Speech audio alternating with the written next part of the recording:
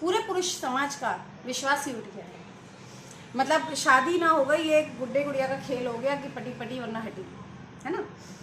लेकिन ऐसा क्यों? ये दहशत का माहौल तब क्यों नहीं था पुरुष वर्ग में, जब एक लड़की को दहेज ना मिलने की वजह से जिंदा जला दिया जाता था।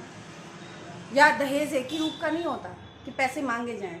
जब कोई लड़की शादी होके आती थी तो उसको अलग अलग तरीके से ज़रूरतें बता के कि अरे मैं कैसे करूं, और मैं मरने जा रहा हूं, मैं तो सुसाइड कर लूँगा, या मैं तो भाग रहा हूं घर से। और फिर माँ बाप उनका मतलब इमोशनल तरीके से लड़की के ऊपर दबाव डालते थे, तो लड़की अपने मायके से लेके आती थी, और फिर वो नहीं ला पा रही है, कुछ नहीं कर पा रही, तो डोमेस्टिक वायलेंस उसके ऊपर हो। तब ये डर का माहौल क्यों नहीं बना था?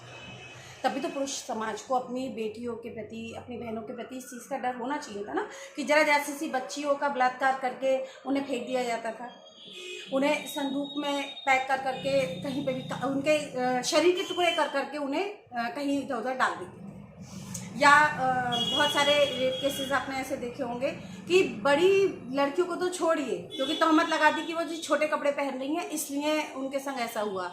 मेरे ख्याल से 2 साल की बच्ची का क्या अस्तित्व रहता है एक, अगर इस तरीके से हम देखें तो। लेकिन ये कुकर्ते तो उसके संग भी होता था।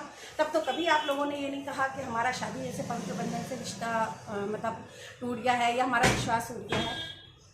मतलब अगर मैं इसको कहूँगी तो ये तो बिल्कुल अपनी मर्ज़ी के हिसाब से बात हुई।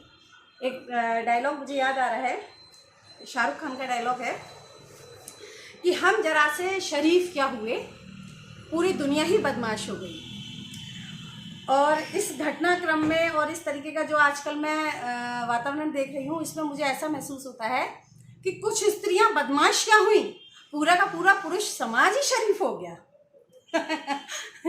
हंसने का कारण नहीं, कृत्य गलत था।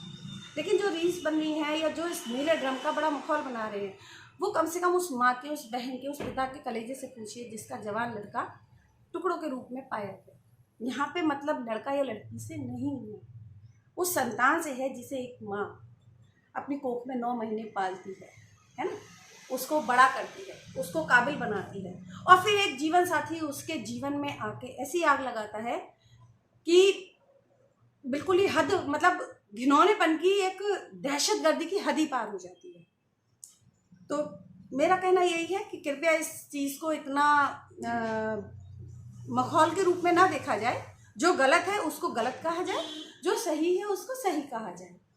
और अगर आप देखेंगे तो शब्द नहीं है मेरे पास इसके बारे में कुछ कहने के लिए। धन्यवाद।